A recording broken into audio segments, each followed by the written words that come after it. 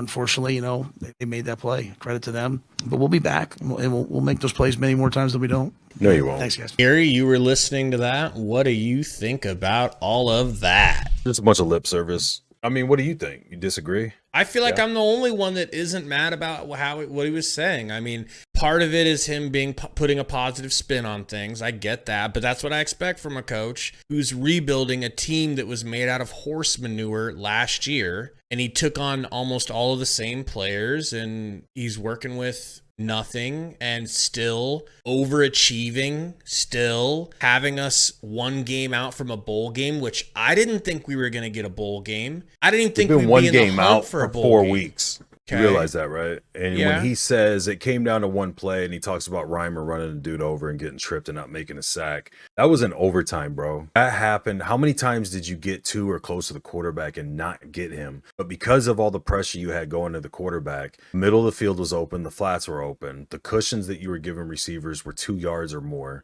and you never accounted for the lanes that were created for him to gouge you for. Even when he says, oh, we got to a point where you're just trying to stop the quarterback draw. Were you? Because nothing changed as far as 6-7 guys blitzing the quarterback, nobody accounting for the gaps that were made, and him just continuing to run those gaps. So either you knew that was an issue and weren't making the right adjustments to adjust for it, or you were like, it's okay, eventually we'll get to him, and then all of these yards we're giving up and all of these first downs we're giving up will all be worth it because we'll get one tackle or one sack. That's what I'm saying. It's lip service, dude. I was sitting there yelling in the second quarter about the blitz not getting home. When it did get home, guys couldn't wrap up and make the tackle or the sack, and it was leaving us susceptible in the middle of the field and for the gut runs, whether it was the quarterback or the quick handoffs, and they never did anything to address it. And that's ultimately what he says is the play that beat us. How much more? Like, if it was an 8-quarter game, would they have finally made the adjustment at some point? If you know that that's what's happening, why are you even entertaining overtime? Your number one priority needs to be getting in field goal range. Once you do, your number one priority now is punching it in for a touchdown. You've already kind of banked that 3-point field goal that extends the game and puts you in overtime. Now the pressure's on them to keep you out of the end zone so that they have a shot to win it in extra time. You just gave them that. You gave them worst case scenario, you get to beat us in overtime. Best case scenario for them, worst case. You know what I'm saying? Like you made it to where they never had the pressure of trying to keep us out of the end zone down the stretch because you just let the clock run. You held on to your timeouts until you wanted to do your little bullshit 2 plays or whatever it was when you were right there in field goal range to either set up where you wanted to kick from or attempt your shots that you're going to throw balls out of the back of the end zone because you only had one guy going. Your punter never gave you the opportunity you should have had at any point to flip the field. So they always had the ball around midfield at worst.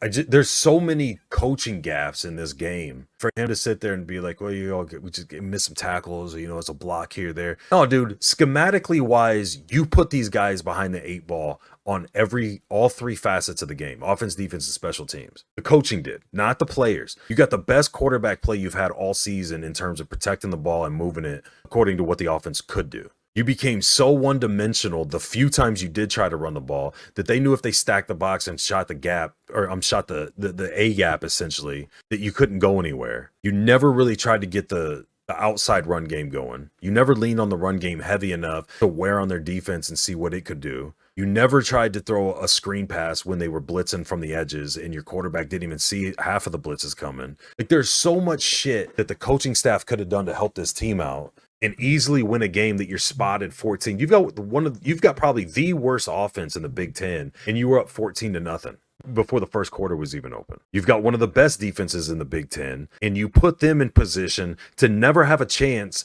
to get a 3-and-out or really be in good position for a turnover. You sold out on the blitz for the sack all game long, and I think you had one. Like, I don't understand how him talking in that press conference and not addressing those types of things doesn't come off as like lip service. But I'm saying, like, the cascade effect, the compound self-inflicting wounds of ever since we lost to Michigan State, they get worse and worse. Your team, your players who we've argued when he's tried to say, oh, that's on me or that. And then Satterfield's like, yeah, I got to look at what I can do different or whatever. They were right. Those a game or I'm sorry. That makes sense today. They were just protecting their players games past with all the turnovers, missed blocks, drop balls, bad throws, things like that. That was on the players. Today, I feel like the players did the best they could possibly do execution wise for the bad situations the coaching staff was putting them in. Are you turning on Rule? It feels that way. No, I'm saying that's what I'm saying. There's two different points of views in my mind, and I don't expect everybody to agree with it. But you've got the overall view that I think you're taking and staying there, and then you've got a lot of people in the chat and the comments that are looking at the here and now view. So like you judge a coach, especially in a rebuild, big picture over the course of a season, and then over the course of 2, 3, 5 seasons, whatever it is, and you have benchmarks along the way that you look at. You also evaluate and assess each game or each play, on a more narrow perspective, which is what we're doing now at this point. But some people are stuck in one of those viewpoints or the other. And I'm saying overall, I agree with you. Injury wise, as bad as this team was, having to rebuild culturally, new systems, all that stuff, the season is going as good or better than I think even the more optimistic people thought it would. So I agree with you from that standpoint. But you can't watch every game as closely as we do and then go back and rewatch it and see things. And over the past few weeks, not acknowledge or not have it jump off the screen to you that they're progressively getting worse as the season goes on.